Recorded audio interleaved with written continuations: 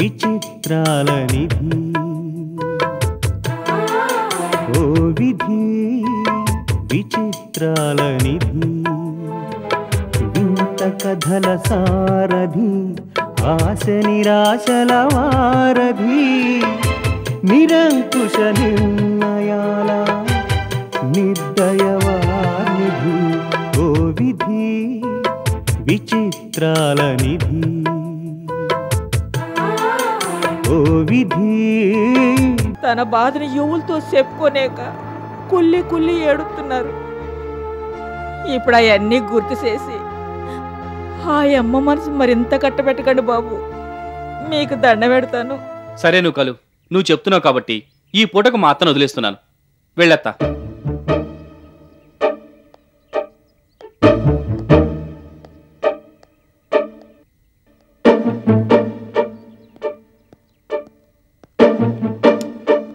అత్తయ్య,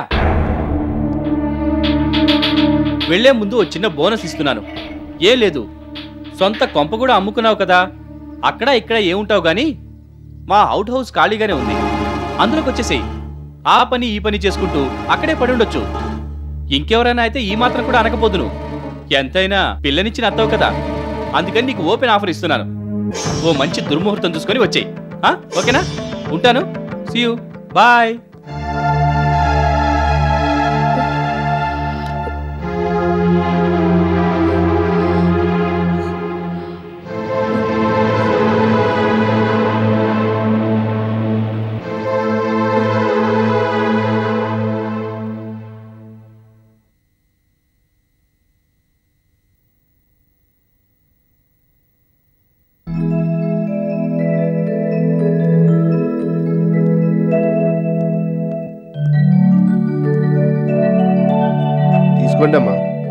ఏమిటి కాశీ, ఏమిటి విశేషం? చెప్తాను, ముందు తీసుకోండి అమ్మా.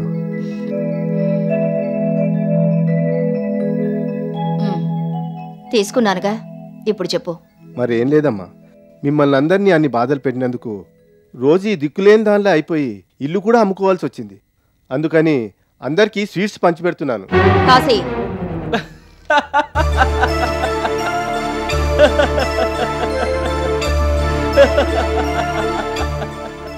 దీపక్, ఏమిటా నవ్వు? ఏ లేదమ్మా, కాశీ పాత న్యూస్ చెప్పి స్వీట్స్ పంచుతుంటే నవ్వు వచ్చింది. అంటే రోజు ఇల్లు అమ్మేసి రోడ్డు మీదకి వచ్చిన విషయం నీకు ముందే తెలుసన్నమాట? నాకు నిన్ననే తెలుసమ్మా. మరి నాకు ఆ విషయం ఎందుకు చెప్పలేదు? అదేమన్నా స్పెషల్ న్యూసా, సెన్సేషనల్ న్యూసా? చెప్పడానికి ఏం సాధించిందని చెప్పాలి? వింబుల్డన్ వెళ్ళి కప్పు గెలుచుకొచ్చిందా? హాలీవుడ్ వెళ్ళి ఆస్కార్ అవార్డు అందుకుని వచ్చిందా? ప్రపంచ శాంతి కోసం కృషి చేసినందుకు నోబెల్ బహుమతి గాని తీసుకుందా? అదేం లేదే.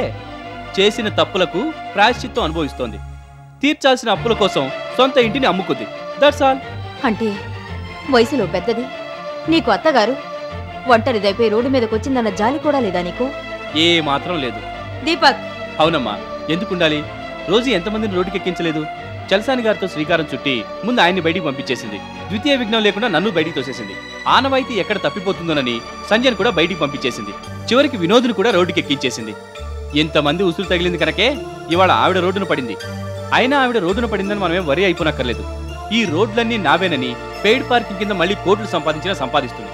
అందుకని రోజీ మీద జాలి పడ్డం, బాధపడ్డం శుద్ధ వేస్ట్.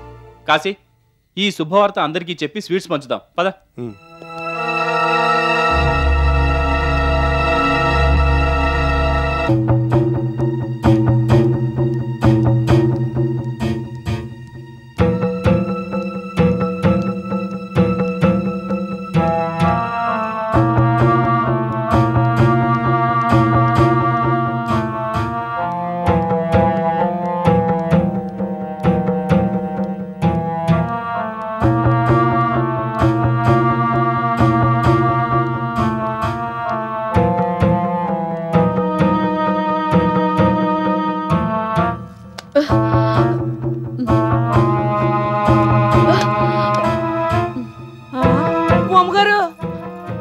ఎందుకమ్మా మీకు ఈ పనులే? నేను ఇవన్నీ చేయడానికి నానున్నాను కదా.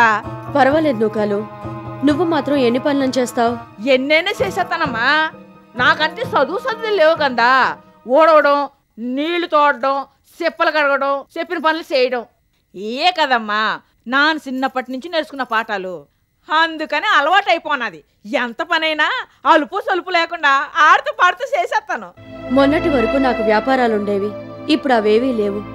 నేను ఖాళీగానే ఉన్నాను కదా, ఏదో పని చేస్తూ ఉంటే నాకు కాలక్షేపంగానూ ఉంటుంది, నీకు సహాయం చేసినట్టు ఉంటుంది. వద్దులేండమ్మా, కాగితాల మీద సంతకాలు చేయాల్సిన చేతులు కూరగాయలు తరుగుతుంటే నా ఫోన్ అయిపోతున్నాను. చక్కగా మంచి పట్టు చీర కట్టుకొని మగారాణిలాగా సోఫాలో కూకుడని అలగసేయి అని అందరికి పనులు చెప్తూ మొగడు తీసిపోకుండా కోట్ల మీద వ్యాపారం ఒంటి చేతితో చక్కపెట్టడం ఇంకా నా కళ్ళ కట్టినట్టు అగుపెత్తనే ఉంది. అంత దర్జాగా బతికిన మీరు ఇలాంటి చిన్న చితక పనులు చేయడం చూడటానికి నా మనసు ఒప్పుకోవట్లేదు. మీరెప్పుడు దర్జాగా అట్టాగే ఉండాలి. నా మీదున్న అభిమానంతో నీకలా అనిపిస్తోంది నూకాలు. అవన్నీ తలుచుకుంటూ ఏ పని చేయకుండా కూర్చుంటే రోజులు ఎలా గడుస్తాయి? ఉన్నప్పుడు అనుభవించాలి, లేనప్పుడు కష్టపడాలి. ద్రౌపది అంతటిదే దాసి పని చేయాల్సొచ్చింది. సాక్షాత్తు లక్ష్మీదేవి అంతటి సీతాదేవి కూడా అడవుల్లో తిరుగుతూ కటిక నేల మీద నిద్రపోయింది. పరిస్థితులు ఎదురు తిరిగినప్పుడు ఎవరైనా ఎంతటి కష్టాన్నైనా భరించాలి అని చెప్పడానికే మన పురాణాలు ఈ కథలన్నీ చెప్పాయి. వాళ్ల ముందు నేనెంత? నిజమేనమ్మా, కానీ ఈ పనులన్నీ చేయడానికి నాను ఇంకా బతికే ఉన్నాను కదమ్మా. నూకాలు, నీ మంచితనం నాకు తెలుసు. నన్ను కాలు కింద పెట్టనివ్వకుండా అన్ని పనులు నువ్వే చేస్తావు. ఆస్తులు ఐశ్వర్యాలు అన్నీ పోయినా పాత మగార్లాగే కూర్చోపెట్టి సేవలు చేస్తావు. నేను కాదనడం లేదు, కానీ మళ్ళీ ఆ పూర్వ వైభవం వస్తుందని నేను అనుకోవడం లేదు నూకాలు. ఈ బతికిలా వెళ్ళిపోవాల్సిందే. అందుకని నన్ను కూడా ఈ పనులన్నీ నేర్చుకొని అలవాటైతే మంచిదే కదా నూకాలు. మన పని మనం చేసుకోవడంలో ఎంత ఆనందం ఉందో తెలుస్తోంది. అయినా ఇందులో మోసం లేదు, కుట్ర లేదు, రాజకీయాలు లేవు. వాళ్ళని వీళ్ళని దబాయించి బతకాల్సిన అవసరం లేకుండా మన పని మనం చేసుకుంటూ ఉన్నంతలో హాయిగా బతుకుదాం. ఓమగారు, అవును నూకాలు, జరిగిన దానికి బాధపడుతూ కూర్చుంటే మనమేమీ చేయలేం, ముందుకు వెళ్ళలేం. చిన్నప్పటి నుంచి సుఖాలు అనుభవించాను, ఇప్పుడు కష్టాలు అనుభవిస్తున్నాను. అందుకు నేనేమీ బాధపడ్డం లేదు. కష్టంలో ఉన్న సుఖం కూడా అనుభవిస్తున్నాను. పరిస్థితుల్ని యథాతథంగా తీసుకోవాలి నూకాలు. ఇంతవరకు అవసరం రాలేదు కాబట్టి ఈ పనులేవీ నేర్చుకోలేదు. ఇప్పుడు నేర్చుకుంటున్నాను అంతే. రేపు ఇంతకన్నా కష్టమైన పరిస్థితులు వస్తే ఎదుర్కోవడానికి మనం సిద్ధంగా ఉండాలి కదా.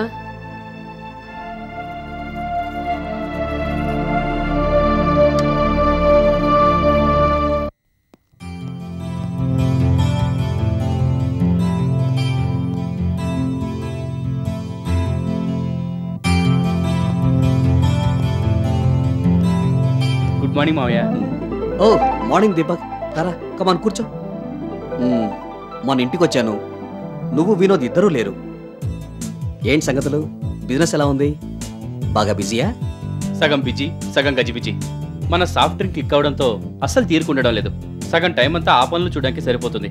మిగతా బిజినెస్లు కూడా ప్రాఫిట్లోనే నడుస్తున్నాయి. బిజినెస్ సంగతి సరే, మీ ఆరోగ్యం ఎలా ఉంది? బాగానే ఉంది. అసలు ఆరోగ్యం గురించి కానీ మరో విషయం గురించి కానీ ఆలోచించడానికి వీలైనంత పని పెట్టేశారు మా వాళ్ళు. కోర్స్ అన్ని విషయాల్లోనూ ప్రాపర్ కేర్ తీసుకుంటారు కాబట్టి ప్రాబ్లం లేదనుకో. లాస్ట్ టైం కన్నా చాలా హుషారుగా, యంగ్ అండ్ ఎనర్జెటిక్గా కనబడుతున్నావు. పుత్రోత్సాహమా? వినోద్ కూడా బిజినెస్లో తండ్రిని మించిన తనయుడు అనిపించుకుంటున్నట్టుగా. చిన్న కరెక్షన్, తండ్రిని మించిన తనయుడు కాదు, గ్రానీని మించిన గ్రాండ్ సన్ అనిపించుకున్నాడు. అదేమిటి? మీకు అమ్మ చెప్పే ఉంటుందే. వాడి టాలెంట్ అంతా ఉపయోగించి గర్ల్స్ అండ్ గర్ల్స్ సేల్స్ విపరీతంగా పెంచేశాడు. ఆ బ్రాండ్ నేమ్కి, క్వాలిటీకి జనం ఎడిక్ట్ అయిపోయేలా చేశాడు. మొన్నటి వరకు ఆ బిజినెస్లో రోజీదే కదా మోనోపలి. వినోద్ ఇచ్చిన షాక్కి రోజీ ఫ్యాక్టరీ కూడా మూసుకోవాల్సిన పరిస్థితి వచ్చింది. అందుకే వినోద్ మీద చిందులు తొక్కుతోంది. మార్కెట్లో అంత మంచి పేరున్న ప్రోడక్టు ఒక్కసారి అంతగా ఎలా పడిపోయింది? అలాంటి పరిస్థితుల్లో రోజీ చాలా జాగ్రత్తగా ఉంటుందే. ఎక్కడ ఏ పొరపాటు జరిగినా ఎవరిని స్పేర్ చేయదు కదా. అదంతా ఫ్లాష్ బ్యాక్. ఇప్పుడు రోజీకి క్వాలిటీ గురించి, బిజినెస్ల గురించి పట్టించుకునే ఓపిక, కోరిక, తీరిక లేవు. ఎంతసేపు అవతల వాళ్ళ బిజినెస్ ఎలా దెబ్బతీద్దాం, ఎవరిని ఏ కేసులో ఇరికిద్దాం, మనుషుల్ని బాధ పెట్టడం ఎలా, ఈ విషయాల మీదే రీసెర్చ్ చేస్తోంది. అందులో ఆవిడికి డాక్టరేట్ కూడా ఇవ్వచ్చు. మమ్మల్ని ఎంతలా బాధ పెట్టిందో మీకు తెలుసు కదా. అవుననుకో. సరే, ఆ బిజినెస్ సంగతి అలా ఉంచు. మిగిలినవన్నీ కూడా అలాగే నష్టాల్లో నడుస్తున్నాయిట. అందులో అనుమానం లేదు. ఇప్పుడు ఆవిడికి అప్పులు ఇచ్చిన వాళ్ళకి తప్ప ఆ కంపెనీ అడ్రస్ కూడా ఎవరికీ తెలియదు. డేర్ డెవిల్ అని, బిజినెస్ మ్యాగ్నెట్ అని ఆవిడ చుట్టూ భజన చేస్తూ తిరిగేవారు కదా జనం. ఇప్పుడు పలకరించేవాడు కూడా ఎవ్వడూ లేడు. ఒకప్పుడు రోజీ ఆఫీస్ చుట్టూ తిరిగిన ఫైనాన్షియర్లు కూడా ఇప్పుడు ఆవిడ ఆఫీస్లో ఉందంటే ఎక్కడ పట్టుకుంటుందో అని ఆ ఏరియాకు కూడా వెళ్ళడం మానేశారు. రోజీ పేరు చెప్తేనే భయపడి పారిపోతున్నారు. ఇవన్నీ సరే, ఎంతైనా సొంత ఇల్లు కూడా అమ్ముకునే పరిస్థితి వచ్చిందంటే బాధగా ఉంది. మీరు అనవసరంగా బాధపడకండి. అదేం కష్టపడి సంపాదించిన డబ్బుతో కొన్నది కాదు కదా. ఆ ఇల్లు కొనడానికి ఎన్ని మోసాలు చేసిందో, ఎన్ని కొంపలు కూల్చిందో ఎవరికి తెలుసు. తన టైం బాగున్నన్నాళ్ళు అందరినీ ఏడిపించి ఎవరికీ మనశ్శాంతి లేకుండా చేసింది. దానికి తగిన ఫలితం ఇప్పుడు అనుభవిస్తోంది. మావయ్య, మీరు రోజీ గురించి ఆలోచించి మనసెందుకు పాడు చేసుకుంటారు? కుక్కతోక వంకర అని ఆవిడ బుద్ధి అంతే, ఈ జన్మకు మారదు. ఆవిడ గురించి ఆలోచిస్తే టైం వేస్ట్ తప్ప మరేమీ లేదు. ఆఫీస్లో ఆడిటింగ్ జరుగుతుంది. మిమ్మల్ని ఒకసారి కలిసి వెళదామని వచ్చాను. మళ్ళీ కలుస్తాను మావయ్య. సరే, నేను వస్తాను.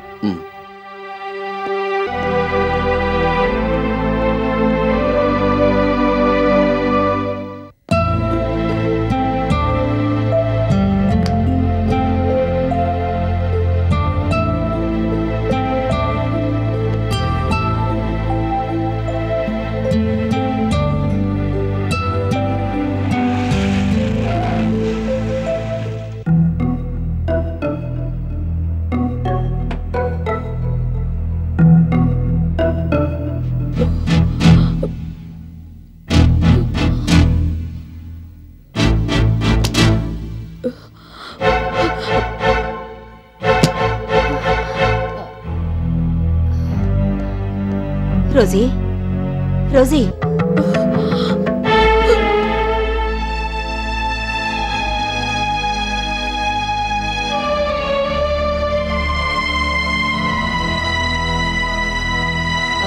రోజీ ప్లీజ్ తలుపు తీ. వద్దు, నా దగ్గరికి ఎవరు రావద్దు.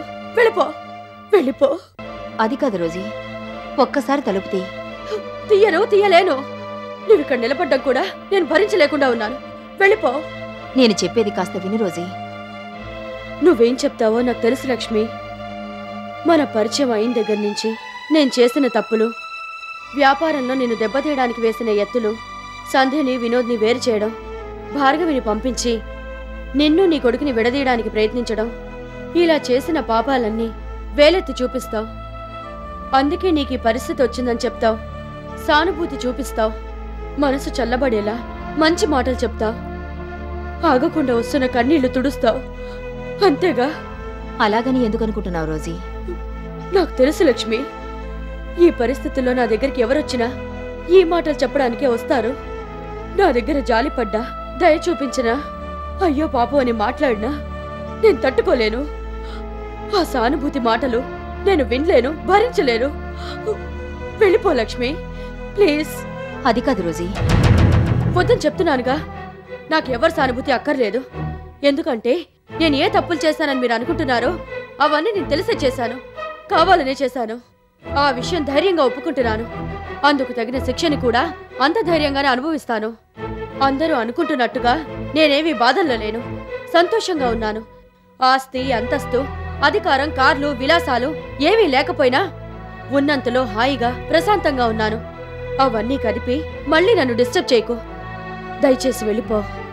నువ్వు పొరపాటు పడుతున్నావు రోజీ. నేను నీ తప్పులు ఎత్తు చూపించడానికో, నీ పాపాల లిస్టు చదవడానికో, గతాన్ని గుర్తు చేసి నిన్ను బాధ పెట్టడానికో రాలేదు. మరెందుకొచ్చావు? అనుకోని పరిస్థితుల్లో సాటి మనిషి కష్టాల్లో ఉంటే చూసి వెళదామని వచ్చాను. లక్ష్మి. అవును రోజీ, నీకు చెయ్యి అందించి నాకు చేతనైన సహాయం చేద్దామని వచ్చాను. లక్ష్మి, శత్రువునైనా క్షమించగల గొప్ప మనసు నీకుంది. మాటలతో గాని చేతలతో గాని ఎదుటి వాళ్ళని పొరపాటును కూడా బాధ పెట్టని మంచి మనసుంది. కష్టాల్లో ఉన్న వాళ్ళని ఆదుకునే మానవత్వం ఉంది. కానీ నా మీద జాలితో చేసే సహాయాన్ని తీసుకునే బలమైన మనసు మాత్రం నాకు లేదు. అది నా అలవాటు కాదు. ఆ విషయం నాకు తెలుసు రోజీ. కానీ నేనేదో నీకు దానం చేయాలని రాలేదు. అలా దానం చేయడానికైనా నువ్వెవరో బయట మనిషివి కాదు. అవును రోజీ, బిజినెస్లో మనిద్దరం శత్రువులం కావచ్చు, కానీ జీవితంలో కాదు. మనిద్దరికీ మధ్య ఏదో తెలియని బంధం ఉంది. నా కుటుంబంలో అందరితో నీకు బంధుత్వం ఉంది. ఆ రకంగా నువ్వు మా మనిషివే. అలాంటి నీకు కష్టం వస్తే సహాయం చేయాల్సిన బాధ్యత నాకుంది. ఆ బాధ్యతతోనే నేను ఇక్కడికి వచ్చాను, కానీ నిన్ను బాధ పెట్టడానికి రాలేదు. నీకెంత డబ్బు కావాలన్నా, నా నుంచి నీకే రకమైన సహాయం కావాలన్నా చెప్పు. తొందరలోనే నువ్వు ఈ కష్టాల నుంచి బయటపడి మళ్ళీ మామూలు రోజు అయ్యేలా చూస్తాను. చాలా సంతోషం లక్ష్మి. అంత గొప్ప మాట అనగలిగిన నీ మంచితనాన్ని, సంస్కారాన్ని మెచ్చుకోకుండా ఉండలేకపోతున్నాను. కానీ ఎంత నచ్చ చెప్పాలని చూసినా ఎవరి నుంచి సహాయం తీసుకోవడానికి నా మనసు అంగీకరించడం లేదు. దీన్ని నువ్వు మూర్ఖత్వం అనుకోవచ్చు, మొండితనం అనుకోవచ్చు. ఎలా అనుకున్నా నేను బాధపడ్ను. రోజీ, నేనెందుకు ఇంతలా చెప్తున్నాను మరొకసారి ఆలోచించు. వద్దు లక్ష్మి, ప్లీజ్. నీ మంచితనానికి నేను పూర్తిగా లొంగిపోయే పరిస్థితి నాకు కల్పించుకో. నేను నాలాగే బతకాలి, అదే నాకు ఇష్టం. దయచేసి నన్ను ఇలాగే ఉండనివ్వు. సరే రోజీ, నీ ఇష్టం. నీ మాట కాదని నేను చేయగలిగింది ఏమీ లేదు. ఇప్పుడే కాదు, ఏ టైంలోనైనా ఎలాంటి సహాయం కావాలన్నా ఈ లక్ష్మీదేవి చేస్తుందన్న విషయం మాత్రం మర్చిపోకు. మరి నేను వెళ్ళొస్తాను.